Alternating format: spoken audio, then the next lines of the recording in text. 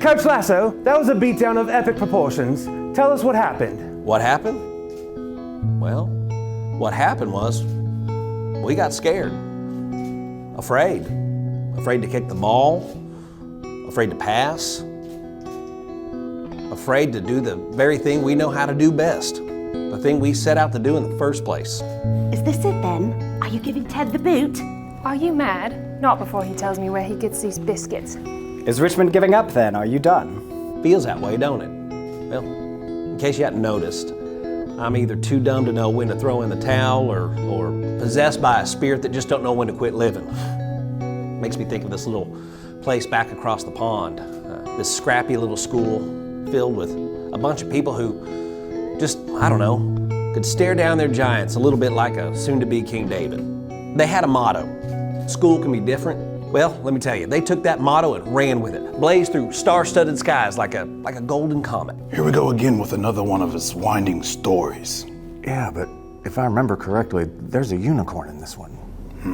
Now, what made this school different, you ask? Well, it was all about the individual. They treated every kiddo like they were as unique as a fingerprint, or maybe a pigeon with a particularly snazzy feather do. Education there wasn't about this rubber stamp cookie cutter kind of thing. They believed that personalizing things were the key to unlocking a kiddo's full potential. Picture this, little Jamie loves dinosaurs. Jamie roars during math lessons. Favorite history lesson involves a time-traveling triceratops. At this school, they don't just tolerate Jamie's love of dinos, they embrace it. They let Jamie do math by counting dino teeth and do history lessons by building out dino dioramas. See, they let Jamie be Jamie because they knew when folks are allowed to be themselves, well, that's when the magic happens. At this school, they embrace diversity.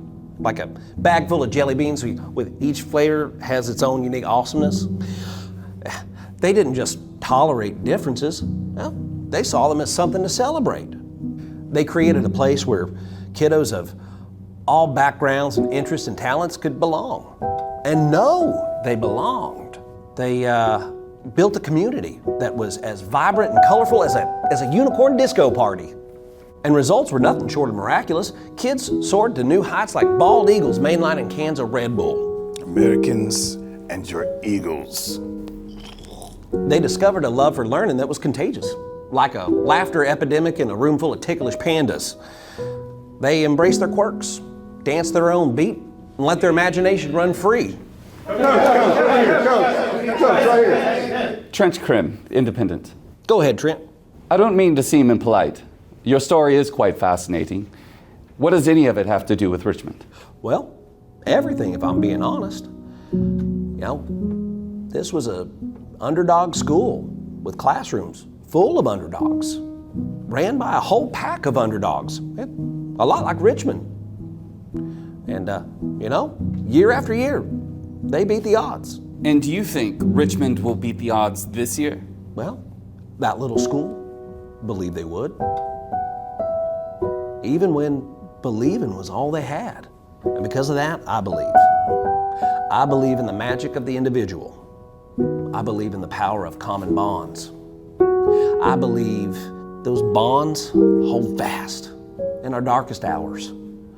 I believe in the spark that ignites new ideas and brighter tomorrows. Oh yeah, I believe.